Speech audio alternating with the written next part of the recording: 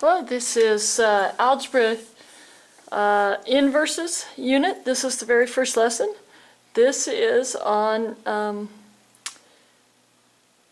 how to find the inverse of a function and how the original function is related to the inverse. You missed class, or else you're just coming back into the notes just to look it over again. First thing that we looked at is that in the original function, f of x, you would have inputs and outputs, and that's the original. If it were an inverse function, you could spot it by looking at your input-outputs. Again, that would be your x, y values.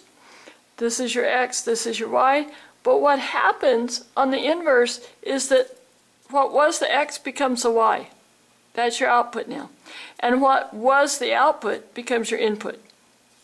So some people say that inverses are backwards of the regular function, or that they undo it. That's not quite accurate, but however your mind can remember this, the input becomes the output becomes the input.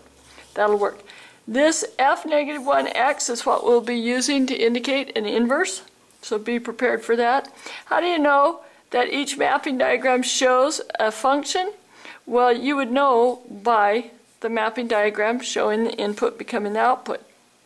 Next thing is the domain of a function, f of x, has the set 10, 20, 30. What does that tell you about the inverse function? Well, if that was the domain, that's the input. So you should be able to tell me something about your inverse function. If the graph of the function f of x includes the point 3, 0, what point must the graph of the inverse function include? Well, you have the input here, the output here, so it should make sense that those would be switched around and your inverse function would have 0, 3. Okay? It's just a flip-flop. Now we look at how can we find the inverse function if we're given a rule. First thing that I do is I just ask myself, if I were to plug a number in here, what's the first thing I would do with that number? Following the order of operations, going down the order of operations, if I plugged, let's say, 4 in there, I would multiply first, because I come to multiply first. So I would multiply by 3, because that's what the function had. Whatever number I put in here, I'd be multiplying by 3 first. Then I would subtract 2. Now, to find the inverse operations, you can absolutely take that order that you just said, multiply by 3, subtract 2, reverse it, and do the opposite operation. So you'd add 2, then you'd divide by 3. And that's what they're asking you to fill in here. Here they have you do it again, showing it algebraically. Okay, so the first thing is we add 2, then we divide by 3, and there's our new function. Now, complete the tables, verify that you found the rule for the inverse function correctly. So, we take 3x minus 2, we plug in 0, we get negative 2. We plug in 2, we get 6 minus 2 is 4. I went ahead and did these in class. You can see them right there. Make sure and actually do them. Now, the inverse should be that this output is this input, and this input matches that output. This input matches that output. Okay, they flip-flop. Explain how the tables show that you found the inverse of the function. Well, because the input and output flip-flop. If we want to, in addition to that, maybe this is what they're asking for, is that we plug in these values into this equation. So negative 2 plus 2 would be 0. 0 divided by 3 is 0. 4 plus 2 is 6. 6 divided by 3 is 2. So you can verify that we have the correct inverse there as well. I think that's what they were actually looking for. Why do you reverse the order of the steps when writing the inverse order of operations? Well, we reverse the order simply because the original function is given, and we want to isolate what now becomes our y. So when we invert, then we want to isolate the new y value. could the rule for the inverse be written as this? Well, you need to work that out and tell me, is this equal to this? The first step I'd take after this is I would distribute the 3 underneath each one. You'll be able to figure that out. On the next page, they give us the rule and they ask us to find the inverse. And this is what I'm talking about, where I exchange my y for my x. Because my input becomes my output, I switch f of x to y. My very next step, I don't follow what they say. My very next step, I reverse my x to where my y was and my y to where my x is. Circle the y and now solve for the y going up the PIMDAs. So I'd add 2 to each side, get x plus 2, have 3y, divide by 3 on each side, and I get x plus 2 over 3 equals y. That's what you should fill in here. Down on 3a, it says, how are the steps solving the equation in part A similar to what you did writing inverse operations in the reverse order? Well, if you look right here, these steps match these steps exactly. Okay? They're exactly the same thing. So you need to put that in your own words. Because the inputs and outputs are switched in the domain and range is why that works.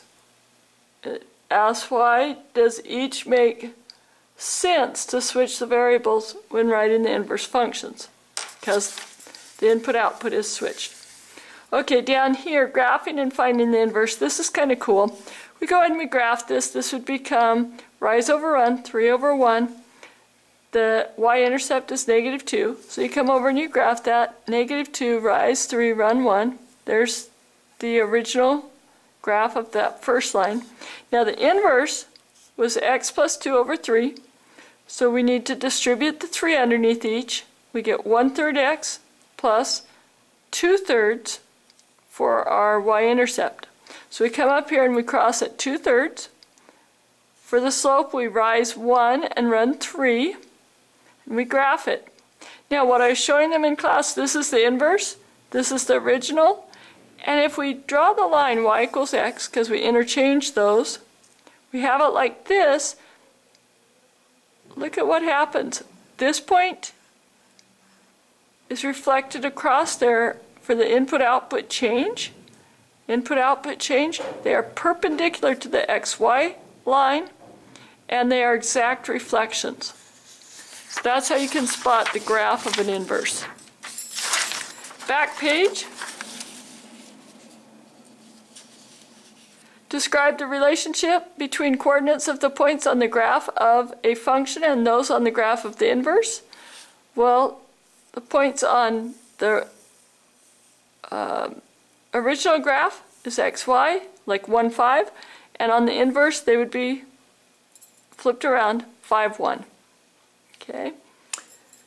Graph the line y equals x on the same coordinate plane as the fx and the inverse. Use the graph to describe the graph transformation, and like I just explained, over the xy line, the inverse is a reflection of your original graph. Stop and write that. Remember that. Okay, down here, we are given an inverse real-world function. These are really cool because you can see how it applies to the real world. Mr. Williams is driving on a highway at an average speed of 50 miles per hour. You can see where they put it in there. His destination is 100 miles away. The equation d equals 100 minus 50t gives the distance in miles that he has left to travel in time t, and that's in hours.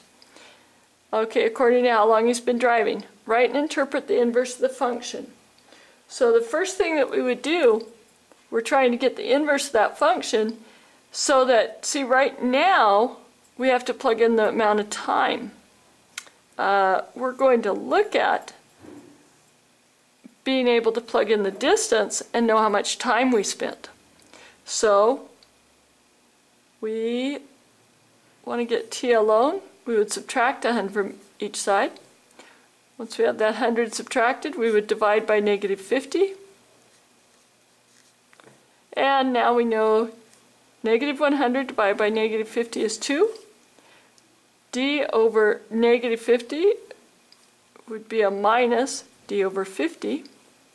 And now we know that we can plug in the distance we have left, divide it by 50, subtract that from 2, and we would get the time that we have left. Actually, it would be the distance that we've traveled so far. So the inverse function gives the time, t, in hours, that Mr. Williams has left to travel as a function of the distance in miles that he has driven. So a lot of times these come in handy when you've got a way to relate two items, but your input is not what the equation is calling for an input, and you can just find the inverse and have your other input. Thank you very much. Sorry that you missed class. You do have homework with this. I think it's fairly easy to do. Just come back to these to do that. I will see you hopefully tomorrow in class.